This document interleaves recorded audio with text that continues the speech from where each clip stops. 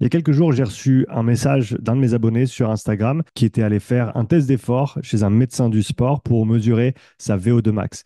Et ce qu'il m'a dit m'a vraiment beaucoup dérangé. Donc, j'aimerais prendre quelques instants pour cette petite vidéo et de parler du problème que je vois avec ce qui s'est passé avec ce médecin. Pour commencer, je pense qu'il faut se rendre compte qu'en tant que professionnel du sport et de la santé, on a un rôle important à jouer et c'est celui de la bienveillance envers les personnes qu'on accompagne, parce qu'on sait l'importance qu'a le sport, non seulement pour leur santé, mais sur leur longévité, sur la qualité de leur vie, sur leur santé mentale aussi.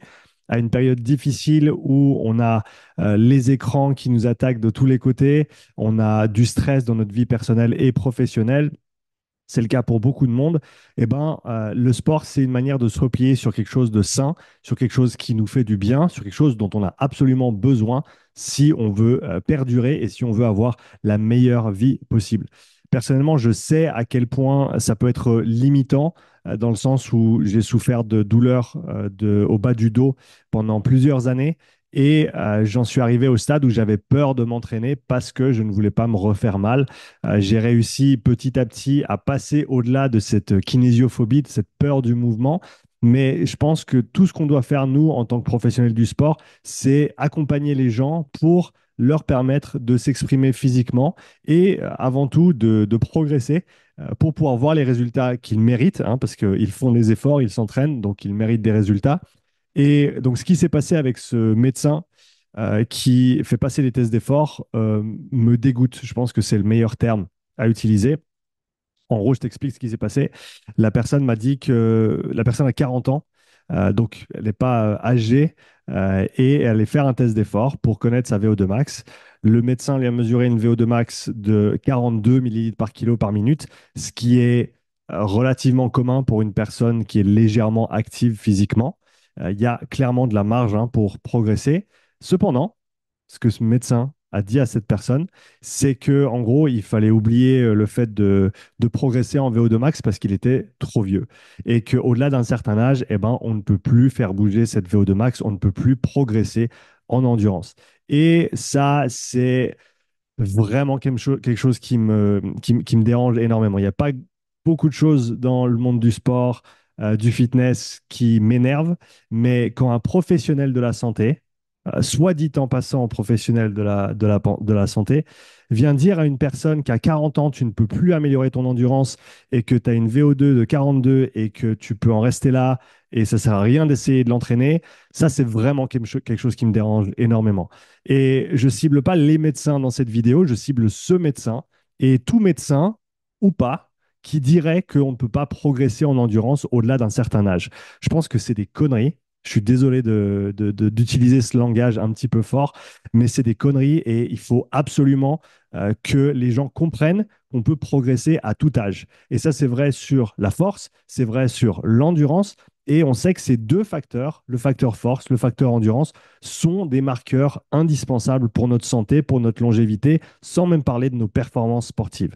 Et il faut absolument que les gens comprennent qu'à tout âge, tu peux entraîner ta VO2 max, tu peux l'améliorer et tu n'as pas besoin d'être un athlète d'élite pour améliorer ta VO2 max. Tu peux littéralement le faire à tout âge. Et il n'y a rien de pire qu'une personne qui est censée travailler dans le monde du sport et de la santé et qui dit à quelqu'un que, en gros, il faut qu'ils arrêtent de s'entraîner parce que ça sert à rien, parce qu'ils ne vont pas progresser. C'est l'inverse de ce qu'on devrait faire. Et même si c'était vrai, même si c'était impossible d'améliorer sa VO2 max au-delà d'un certain âge, les personnes auraient quand même avantage à s'entraîner. Hein, pas plus tard que ce matin, j'ai trouvé une nouvelle étude qui parle du fait que les mitochondries, donc ces petites organelles qui sont au sein de toutes nos cellules musculaires et que tu vas solliciter et développer via l'entraînement en endurance, ces mitochondries sont maintenant considérées comme des cellules immunitaires. Donc, tu peux littéralement faire le parallèle entre l'entraînement en endurance et ton système immunitaire. Plus tu t'entraînes en endurance et plus ton système immunitaire va être renforcé, au-delà du fait que tu vas être plus efficient au niveau de ton utilisation des graisses, des sucres, que tu vas avoir une meilleure endurance, que tu vas avoir une meilleure espérance de vie, que tu vas avoir moins de chances de souffrir de maladies dégénératives au niveau neuro et au niveau cardiovasculaire également. Toutes ces choses-là sont intrinsèquement liées. Donc, on ne peut pas dire aux gens qu'au-delà de 40 ans, on ne peut pas améliorer sa VO2 max et que ça sert à rien d'aller s'entraîner. Donc, j'aimerais vraiment avec cette vidéo passer un message et que tu comprennes qu'il n'est jamais trop tard pour t'améliorer. Il faut vraiment qu'on ait cette perspective d'ouverture et de possibilité d'aller vers le mieux. Parce que c'est comme ça qu'on évolue et on est fait pour ça en tant qu'être humain, on est fait pour tendre vers un objectif. On ne peut pas juste rester de manière statique et ne rien faire. Et donc tendre vers un objectif qui peut être améliorer sa force, améliorer son endurance, peu importe tes objectifs sportifs, c'est des choses qui sont possibles et c'est des choses qui vont forcément prendre du temps, mais qui valent la peine d'être faites parce que ça va avoir un tel impact sur ta santé, sur ta longévité et sur tes performances sportives et sur ta santé mentale et tout ce qui s'ensuit. Donc, la conclusion de cette vidéo, c'est que tu peux améliorer ta VO2 max, peu importe ton âge. Tu peux améliorer ta force et ta masse musculaire, peu importe ton âge. Il suffit de s'entraîner intelligemment et régulièrement, hein. Il suffit d'être assidu, régulier dans tes entraînements, idéalement t'encadrer de personnes compétentes, que ce soit un coach ou des personnes qui peuvent s'entraîner avec toi et qui savent s'entraîner. Et déjà, rien que le fait d'être actif, même si tu n'as pas le programme parfait, même si tu n'as pas les exercices parfaits, il n'y en a pas de toute façon, hein. Ça, c'est un mensonge, les entraînements parfaits. L'entraînement le plus important, c'est celui que tu vas faire et c'est celui que tu vas faire régulièrement. Peu importe de quoi il est composé. Ça peut être 10 minutes d'activité physique si tu n'en fais jamais, eh ben, ce sera déjà mieux que rien. Ça peut être 1 heure et demie, ça peut être 5 heures, ça peut être 7 heures pour des athlètes professionnels en endurance, mais il ne faut pas se comparer à eux et il ne faut pas se mettre des barres trop hautes. Il faut se mettre des barres tellement basses qu'on arrive à passer au-delà sans aucune difficulté, parce qu'encore une fois, c'est la répétition qui va faire qu'on atteint nos objectifs. Donc, je suis vraiment désolé de voir des médecins du sport qui parlent à des gens et qui leur disent qu'ils ne peuvent pas améliorer leur VO2 max au-delà de 40 ans. C'est vraiment n'importe quoi. Ces personnes ne devraient pas être habilitées à travailler avec des sportifs, je le dis franchement, parce que on doit dire aux gens qu'ils peuvent s'améliorer, parce que c'est vrai et parce qu'ils en ont absolument besoin. La société en a besoin aujourd'hui. On a besoin de gens qui sont forts, on a besoin de gens qui sont en forme. Et ça, il faut que tout le monde le comprenne. Donc, j'espère que cette petite vidéo va débloquer quelques personnes de ce côté-là.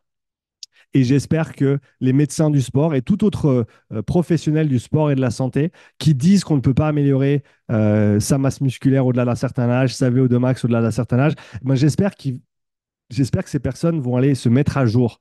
Parce que c'est indispensable de comprendre ce qu'on dit aux personnes qu'on coach. Et personnellement, je ne suis pas médecin.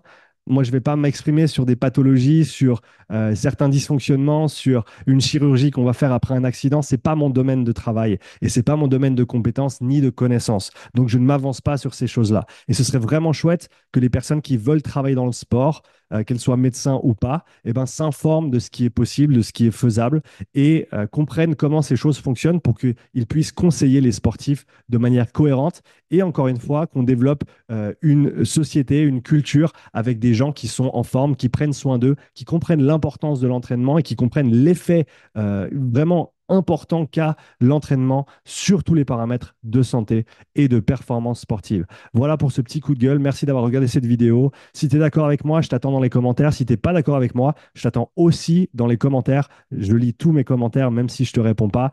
Merci beaucoup et on se voit dans la prochaine. Ciao.